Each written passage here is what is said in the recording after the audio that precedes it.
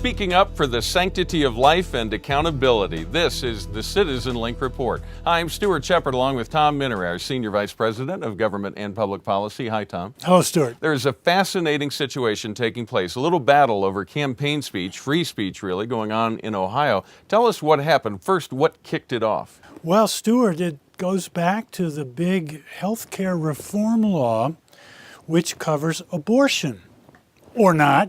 Depending on whether you're the president issuing an executive order which purports to forbid abortions, or whether you are a pro-life organization like us, like a Susan B. Anthony List, which says it does cover abortion. Caught in the middle are a number of pro-life Democrats in the House of Representatives whose votes were essential in getting this big health care reform bill passed last spring. And the pro-life Democrats have used the cover of the president's executive order forbidding abortions to say, aha, now there are no abortions covered in the health care bill, except they are wrong. Abortions are covered in the health care bill. We need to get into that in some detail. Here's a billboard that's been showing up around Ohio. Take a look at this. On a billboard, you only have 5-7 words to express a thought. This is pretty straightforward. The candidate voted for abortion funding. What do you make of that? Well, he did. That's Congressman Steve Driehaus on the west side of Cincinnati, a congressman who's not been there long. And that area of Ohio is extremely pro-life, highly Catholic, happens to be my old hometown. In fact, Steve Driehaus lives in my old neighborhood, goes to my old church, and graduated from my high school. And Susan B. Anthony List put up that billboard saying, shame on you, you voted for abortion. Steve Driehaus said, I did not, because of the president's executive order. And the Ohio Election Commission has found probable cause that he may be right. And so that and to do that, he had to file a complaint with the Election Commission. So he responded by filing a formal complaint with the government. And with the state government in Ohio, and they want to take that to a trial. And if the Susan B. Anthony List loses, somebody could go to jail or more likely have a fine to pay, except the fact that they are correct, because Steve Driehaus is wrong, as are a number of other pro-life Democrats whose re-election campaigns depend upon them making the case that there is no abortion in the health care law. Now, in the meantime, the folks to whom he complained have said the billboards must come down, and that's in the process right now. But the folks at the pro-life Susan B. Anthony List are not going to say, oh, okay, let them go down. They're putting up a fight. Tell us what they're doing. Well, they have issued a new radio ad, and the voice on that ad is that of Marjorie Dannenfelser, a good colleague of ours who is carrying the fight now via radio to explain what Congressman Driehaus is trying to convince people of. We ought to listen to that radio ad. Okay, let's play it right now. I'm Marjorie Dannenfelser, president of the Susan B. Anthony List, a pro-life organization. Congressman Steve Driehaus is threatening my organization with a criminal statute in a desperate attempt to silence us. Steve Driehaus doesn't want you to know the truth, but you deserve to hear it. Steve Driehaus voted for taxpayer funding of abortion when he cast his vote for the health care reform bill. Every major pro-life group in the country agrees that the health care reform bill allows for taxpayer funding of abortion, including National Right to Life, Americans United for Life, Ohio Right to Life, and the United States Conference of Catholic Bishops. We will not be silenced or intimidated. Driehaus voted for taxpayer funding of abortion, and that vote has consequences. Paid for by the Susan B. Anthony List, which is responsible for the content of this advertisement, not authorized by any candidate or candidates committee. Well, that is Marjorie Dannenfelser telling it like it is. Now, Citizen Link has partnered with Susan B. Anthony List with a couple of television ads in several other districts in which pro-life Democrat members of the House are trying to make this case that they voted for the health care bill because there is no abortion coverage in it.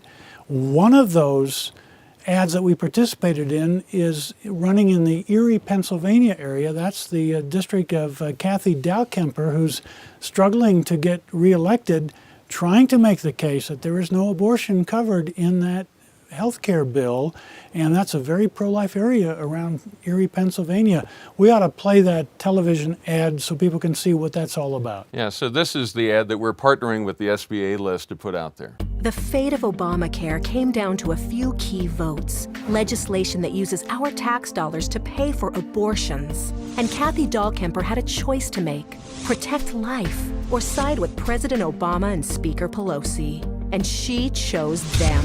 Kathy Dahlkemper betrayed you and voted for the biggest expansion of abortion in decades. Votes have consequences, Congresswoman.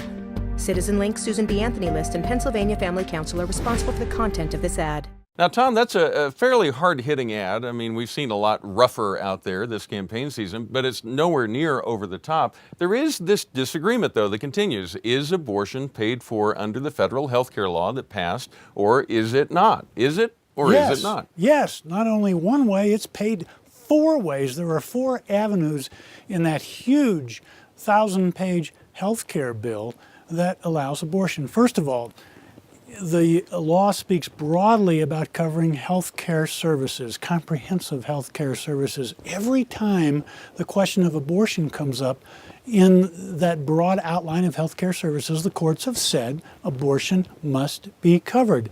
In addition to that, there are 4 specific ways in that bill that abortions are covered. The first is something called the high-risk pools, people who cannot get coverage. It's a good thing to cover people like that. Yeah. And these are administered by states, and several states have already applied for these high-risk pool coverages for their own citizens, and several states have been approved.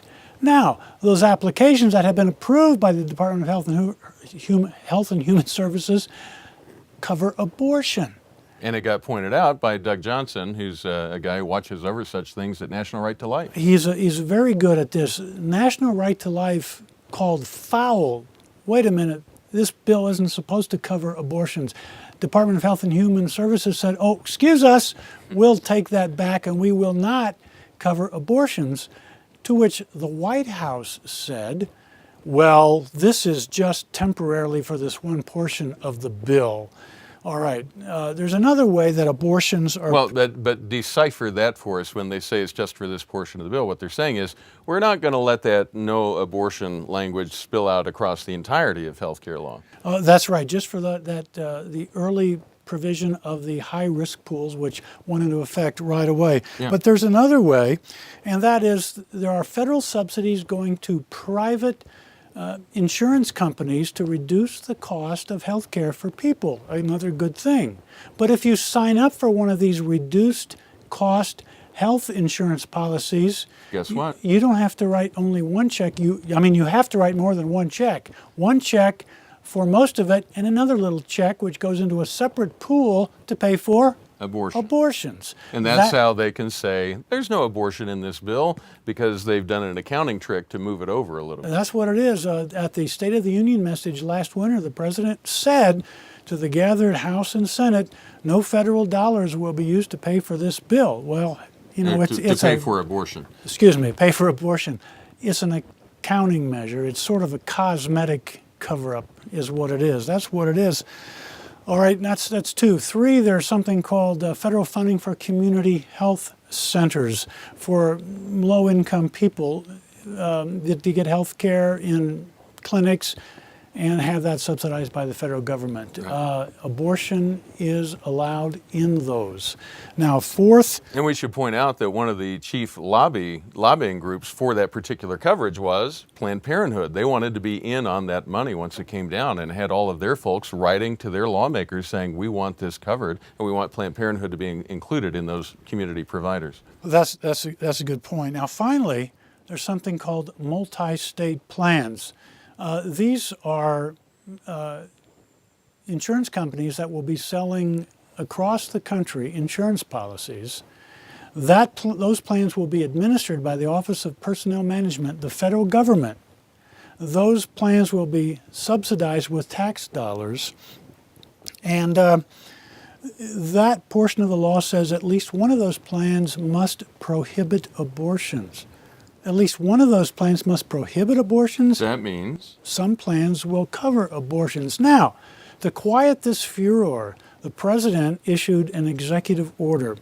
Let's just say that the executive order is artfully written, very carefully crafted to cover parts of the bill, but not nearly all of the bill, and a presidential executive order, which goes against what the courts have said about health care coverage, will certainly fall.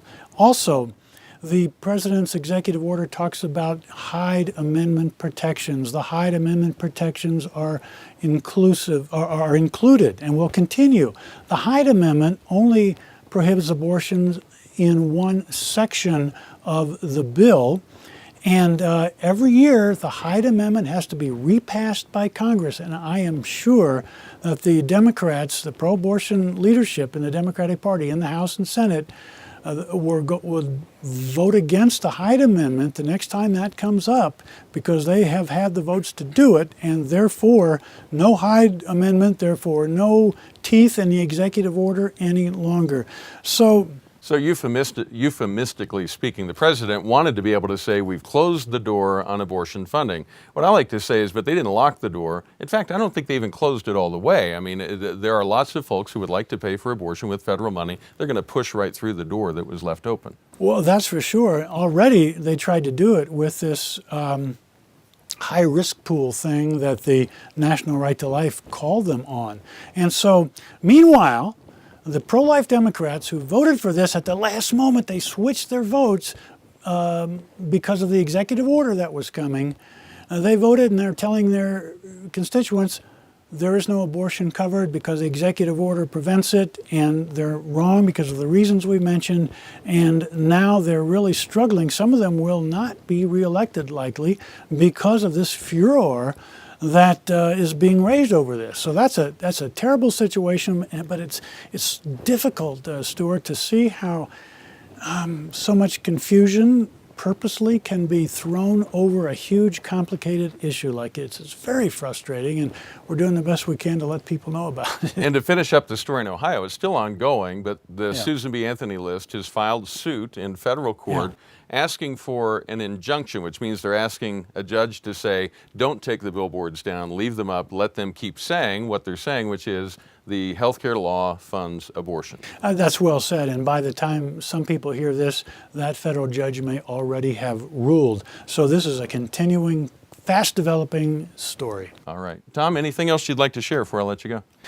No, that is it. It's a very historic election. As we've said earlier, it's not going to be one that we've experienced the likes of which in our lifetimes, and probably won't, because there's such a huge shift away from the direction that the president is taking the country. All right. Well, thank you, Tom, and thank you for watching. We appreciate hearing from you. You may always write to us at mail@citizenlink.com. You can send your questions, your comments, your criticisms about Tom, not me. Don't pick on me if you would.